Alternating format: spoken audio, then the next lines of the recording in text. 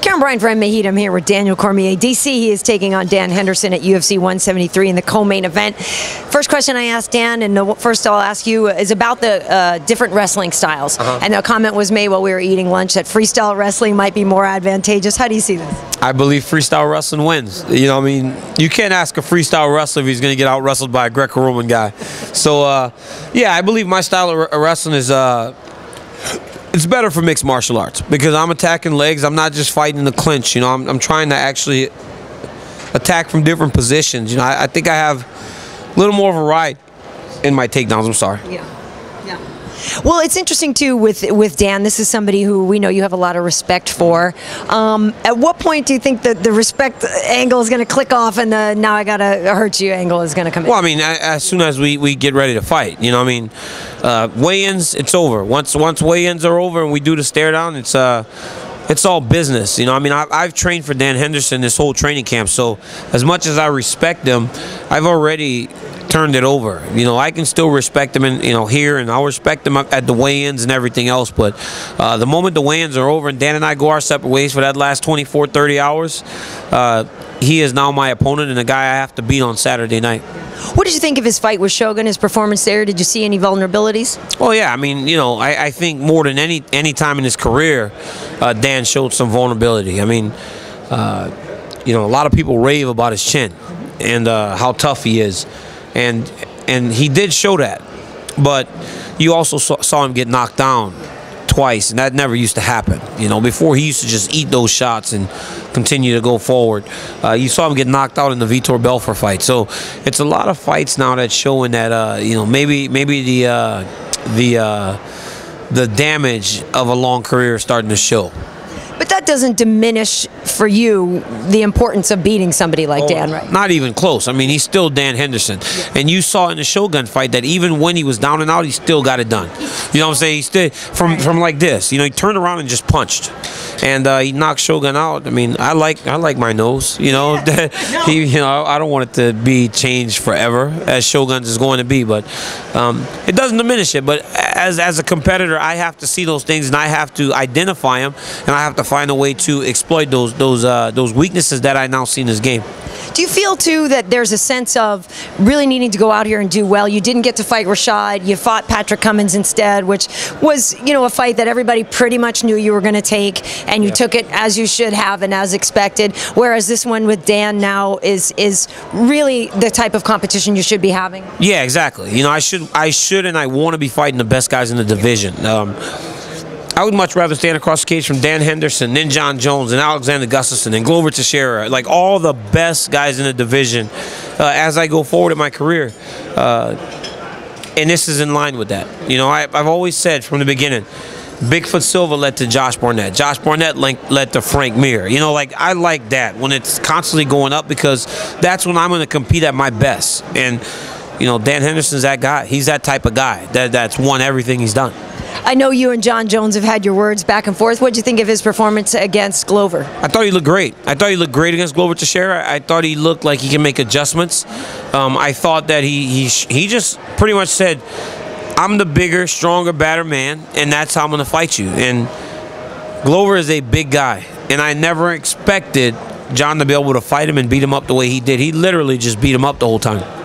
Is that the same mindset you could be taking in with Dan, though? You are bigger than Dan is. You're younger, faster, certainly.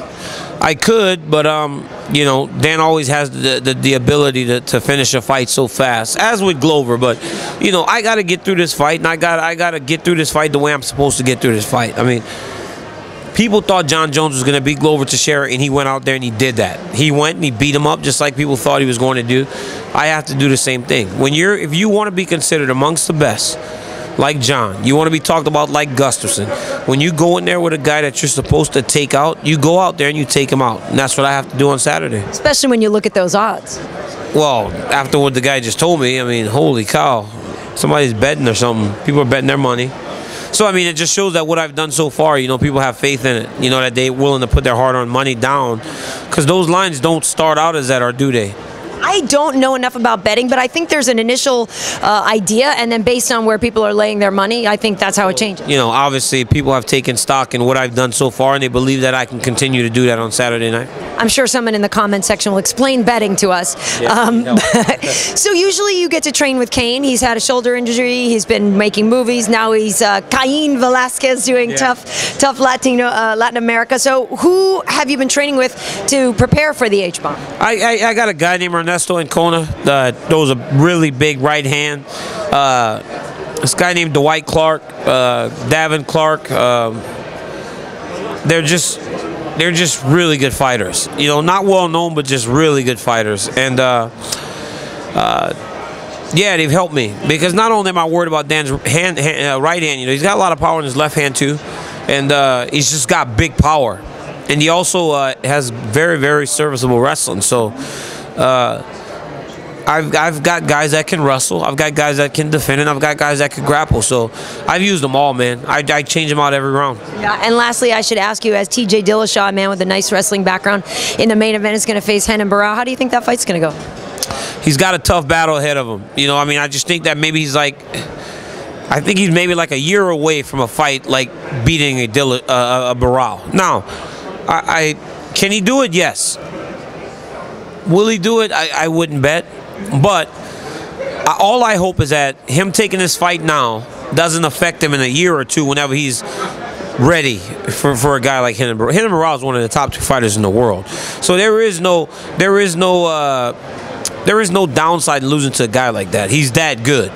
I just hope that when TJ Dillashaw develops a little bit more over the course of a year or so, and he's ready, because he's still a baby, that this loss, if he does lose, doesn't affect him. Now, if he wins, he's the man, you know, and I'll eat my words. Yeah. But if he doesn't, I just hope that, you know, because sometimes you lose to a guy and you never get back to that guy. As long as that guy's the champ, you're kind of out of, you know. I just hope that doesn't happen for Dillashaw, because I truly believe that at some point in his career, Dillashaw is going to be the champion. And I lied. This is truly the last question. You mentioned eating. Has this been more or less difficult to make weight for the second time now? Was it harder to just sort of stay the course and stay smaller, or you know, did it just make it easier now that your body's starting to get comfortable? I think my body's gotten more comfortable, and I'm a little more comfortable eating the food. You know, before I just didn't like the help. It was cardboard. It was terrible. And now I'm just more comfortable with it, and I have a better idea of what I can do myself to make the weight. So it's been easier so far, but I haven't been down. You know, before I got down to 209 last fight. The lightest I've been this time is 217. So it's like I don't know if it's going to get tough at 212, 211, but we'll see. You know, I'm up for the challenge. I mean, you know, it's where I fight now, so I got to make the weight. You got to do it. You got to do it. Well, best of luck to you, DC. Always a pleasure seeing you. Thank you, Karen. I appreciate it.